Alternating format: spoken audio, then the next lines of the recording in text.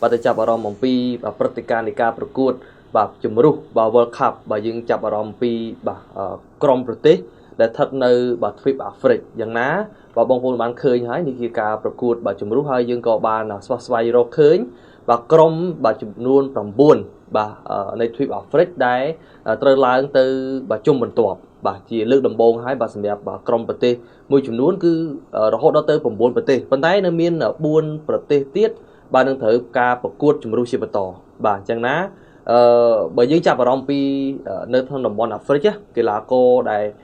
មានបទពិសោធន៍ឬក៏កីឡាករដែលល្អធ្លាប់លេងបាទនៅក្នុងលីកបាល់ទាត់របស់អឺរ៉ុបយើងឃើញថាកីឡាករសុទ្ធតែល្អដូចជា Nicolas Jackson បាទកីឡាករ Mohamed Salah របស់អេស៊ីបបាទក៏ដូចជាកីឡាករ Sadio Mane បាទសុទ្ធតែជាកីឡាករដែលមានប្រភពដើមកំណើតមកពីអាហ្វ្រិកបាទអញ្ចឹងកីឡាករអាហ្វ្រិកគឺជាអាចនិយាយថាជាកីឡាករមួយដែលមានគុណភាពបាទអំពីកម្លាំងល្បឿនអីជាដើមបាទអញ្ចឹងបើយើងមកចាប់អារម្មណ៍អំពីប្រទេសបាទប្រទេសដែលមកពីអាហ្វ្រិកនឹងមានចំនួន9ដែលទទួលបានកៅអីបាទ World Cup បាទជាលើកដំបូងដែលមិនធ្លាប់មានបាទគណៈនៅសល់បាទ4ក្រុមទៀតនឹងទៅបាទប្រកួតប្រជែងនៅក្នុងវគ្គជម្រុះអន្តរតំបន់អញ្ចឹងបើយើងមកស្គាល់អំពីសមាជិកភាពបាទក្រុមប្រទេសទាំង9ដែលមានកៅអីបាទទៅលេង World Cup បាទជុំបន្ទាប់ទៀតនោះគឺហ្គាណាបាទហ្គាណាក៏ជាប្រទេសមួយដែលសម្បូរទៅដោយកីឡាករល្អដែរបាទហើយក៏មានឱកាសនៅក្នុងការលេងបាទទៅជុំបន្ទាប់មួយទៀតគឺម៉ូរ៉ូកូឬក៏ហៅថាប្រទេសម៉ារ៉ុកបើយើងមើលពីកីឡាករបច្ចុប្បន្នណាសុទ្ធតែ World Class ទៅហើយបាទដូចជាក់ស្ដែងកីឡាករបាទអាក្រាហ្វហាគីមីបាទសុទ្ធតែជាកីឡាករគេថាជាការចូលរួមជាមួយនឹងប៉ារីសសាន់ហ្ជឺម៉ាន់ហើយឈ្នះពានរង្វាន់ UEFA បាទគេថា Champions League បាទជាមួយនឹង PSG អញ្ចឹងយើងឃើញថាធនធានកីឡាកររបស់ម៉ារ៉ុកសុទ្ធតែជាកីឡាករល្អបាទហើយមួយទៀតគឺបាទប្រទេសបាទទុយនីស៊ីនេះក៏មានឱកាសនៅក្នុងការឡើងមកបន្តដែរបងប្អូនបាទហើយអេស៊ីបបាទបងប្អូនស្គាល់ហើយអេស៊ីបបាទស្គាល់ខ្លាំងជាងគេគឺកីឡាករ Mohamed Salah ដែលជាខ្សែប្រយុទ្ធរបស់ក្លឹបបោះហុងក្រហម Liverpool បាទហើយ Salah នេះគឺអាចនិយាយបានថាបើនៅអេស៊ីបវិញគេចាត់ទុក Salah ដូចជាវរៈបរោះអញ្ចឹងណាបាទវរៈបរោះបាល់ទាត់ហើយដូចជាយើងមើលឃើញនៅក្នុងប្រទេសមួយចំនួនទៀតគេចាត់ទុកកីឡាករមួយចំនួនដូចជាវរៈបរោះបាល់ទាត់ដូចជានៅប្រេស៊ីលបាទចាត់ទុកកីឡាករប៉េឡេជាវរៈបរោះអញ្ចឹងទៅបើនៅអេស៊ីបមានបច្ចុប្បន្ននេះគឺ Mohamed Salah នឹងឯងអញ្ចឹងយើងនឹងឃើញវត្តមានអេស៊ីបឡើងទៅប្រកួតបាទសម្រាប់ World Cup បាទជុំបន្តទៀតមួយទៀតគឺបាទអាល់ហ្សេរីក៏មានឱកាសនៅក្នុងការឡើងបាទទៅបន្តទៀតដែរហើយមួយទៀតគឺជាប្រភេទគេថាជាប្រទេសមួយដែលនៅក្នុងដែនកោះទេបាទគឺកាប់វែបើយើងហៅថាកាប់ពេវើតឬក៏គេហៅថាកាប់វែប្រទេសនេះគឺជាប្រទេសដែនកោះនៅក្នុងបាទអាហ្វ្រិកខាងត្បូងហើយក៏ជាឱកាសមួយឡើងទៅគេថាលេងព្រឹត្តិការណ៍ World Cup ជាលើកដំបូងក្នុងប្រវត្តិសាស្ត្ររបស់ខ្លួនដែរបាទកាប់វែជាប្រទេសដែនកោះមួយដែលមានប្រជាជនមិនជាច្រើនទេប្រហែលជាបាទ50,000បាទហើយក៏ជាប្រទេសមួយដែលគេថានិយាយរួមទៅគឺជាលក្ខណៈវប្បធម៌សកលណាហើយជាទីកន្លែងមួយដែលភ្ញៀវទេសចរចង់ទៅទស្សនាដែរពីព្រោះស្ថិតនៅតាមបណ្ដោយនៃឆ្នេរសមុទ្របាទហើយជាប្រទេសមួយដែលមានលក្ខណៈវប្បធម៌គេថាបែបរុះរីរាក់ទាក់ណាប្រជាជនណាអញ្ចឹងទៅគឺយើងឃើញថាបច្ចុប្បន្ននេះកាវែមានឱកាសនៅក្នុងការឡើងទៅបាទលេងព្រឹត្តិការណ៍ World Cup នៅគេថាតំណាងដែលប្រទេសដែលមកពីទ្វីបអាហ្វ្រិកបាទមួយទៀតគឺ South Africa ឬក៏អាហ្វ្រិកខាងត្បូងណាបាទអាហ្វ្រិកខាងត្បូងបងប្អូនស្គាល់ហើយពីព្រឹត្តិការណ៍នៃការប្រកួត World Cup ដែលកាលនោះគឺអាហ្វ្រិកខាងត្បូងនេះក៏ធ្លាប់បានធ្វើជាម្ចាស់ផ្ទះដែរព្រឹត្តិការណ៍ World Cup ហើយកាលនោះយើងឃើញថា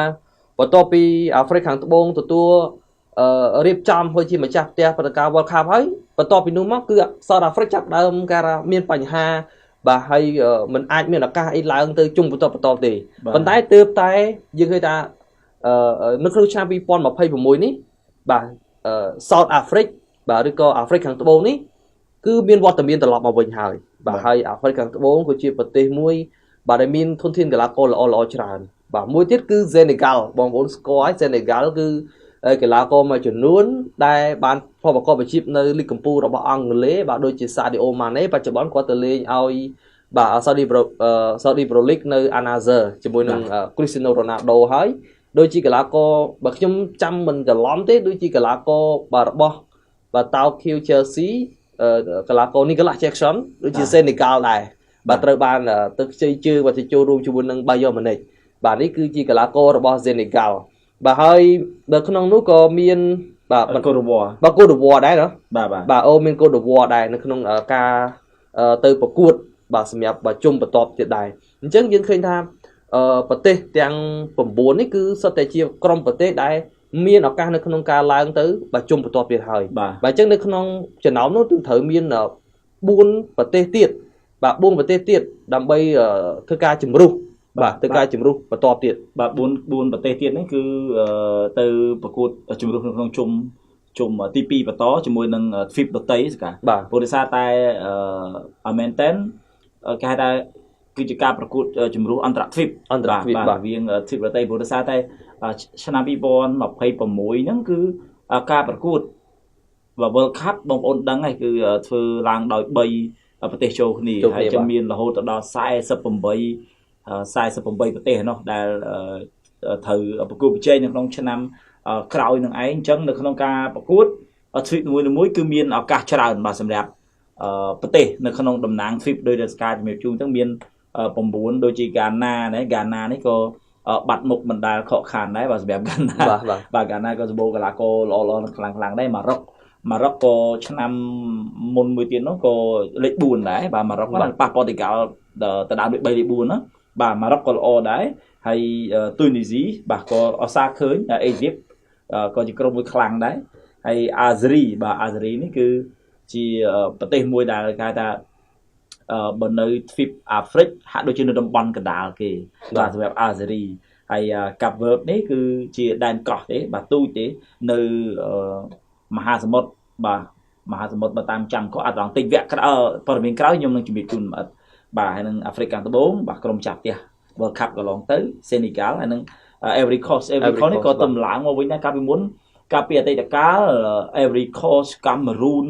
Nigeria សិតសឹងតែជាក្រុមខ្លាំងហើយល្បីហើយបាទអញ្ចឹងដូចដែលនៅតំបន់អាស៊ីរបស់យើងដែរមានប្រមាណប្រទេសដែរដែលទើបតែឡើងមកដែរអញ្ចឹងទៀតព័ត៌មានក្រោយព័ត៌មាននៅក្នុងវគ្គទី2ដដែលទេបាទខ្សែរឿងទី3ខ្ញុំបាននឹងជំរាបជូនបន្ថែមទៀតទៅមួយ World Cup នេះដែរបាទអញ្ចឹងយើងឃើញថាសម្រាប់បាទក្រុមប្រទេសដែលចំនួន9ដែលបាន qualify ហើយបាទឡើងទៅជុំបន្ទាប់នោះបងប្អូនឃើញហើយមានអ្វីដែលយើងចាប់អារម្មណ៍មានដូចជាប្រទេសមួយចំនួនដែលគេថាបាត់មុខមួយរយៈទៅឥឡូវនេះក៏មានឱកាសត្រឡប់មកវិញនឹងការប្រកួតប្រជែងដែរយើងចាប់អារម្មណ៍មានដូចជាម៉ារ៉ុកបីបិទតែឃើញថាប្រហែលឆ្នាំចុងក្រោយនេះការប្រកួតរបស់ម៉ារ៉ុកគឺចាប់ដើមមានការលេចធ្លោកីឡាករចាប់ដើមមានឱកាសនៅក្នុងការលេងនៅក្នុងលីកកំពូលរបស់អឺរ៉ុបជាច្រើនបាទហើយសូម្បីតែថ្មីនេះគេថាអុយ20បាទក៏របស់ម៉ារ៉ុកហ្នឹងក៏បានយកឈ្នះទៅលើគេថាបារាំងទៅទៀតអញ្ចឹងយើងឃើញថាបច្ចុប្បន្ននេះការអភិវឌ្ឍបាល់ទាត់របស់ម៉ារ៉ុកគឺមានការរីកចម្រើនខ្លាំងមែនទែនបាទនៅក្នុងនោះមានបណ្ដាប្រទេសមួយចំនួនទៀតបាទដូចជាបាទ South Africa បាទឬក៏អាហ្វ្រិកខាងត្បូងនេះក៏ចាប់ដើមត្រឡប់មកវិញដែរបន្ទាប់ពីការធ្លាប់បានធ្វើជាម្ចាស់ផ្ទះនៅក្នុងការរៀបចំព្រឹត្តិការណ៍ World Cup ហើយ Senegal នេះកូដឺវ៉ានេះសិតតែជាបាទប្រទេសដែលមានធនធានកីឡាករមកលេងនៅក្នុងតំបន់អឺរ៉ុបច្រើនខ្ញុំចាប់អារម្មណ៍ម៉ារ៉ុកទីស្កាម៉ារ៉ុកហេតុអីបានមួយរយៈកាលចុងក្រោយនេះល្អហើយម៉ារ៉ុកមើលយ៉ាងនេះធ្លុះណាបើយើងមើលពីផែនទីពិភពលោកទៅម៉ារ៉ុកគឺនៅជាប់ជាមួយនឹងអេស្ប៉ាញតែម្ដងបាទគាត់ថាចន្លោះគ្នារវាងសមុទ្រទូចមួយទេច្រកសមុទ្រទូចមួយទេយល់រួមទៅម៉ារ៉ុកនៅជាប់ជាមួយនឹងអេស្ប៉ាញនៅក្បែរអាហ្សេរីបាទនៅក្បែរអាហ្សេរីខាងជើងជាប់មួយនឹងសមុទ្រចន្លោះសមុទ្រទូចដូចគេហៅថាដូចព្រែកសមុទ្រចឹងណាបាទទូចទេនៅជាប់អេស្ប៉ាញចឹងអាចតែឆ្លងបន្តិចទៅដល់អេស្ប៉ាញហើយ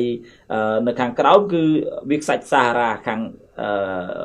គេហៅថា Western Sahara បាទអញ្ចឹងជាប់ជាមួយនឹងវាខ្សាច់ផងអាហ្សេរីផងហើយនឹងសមុទ្រ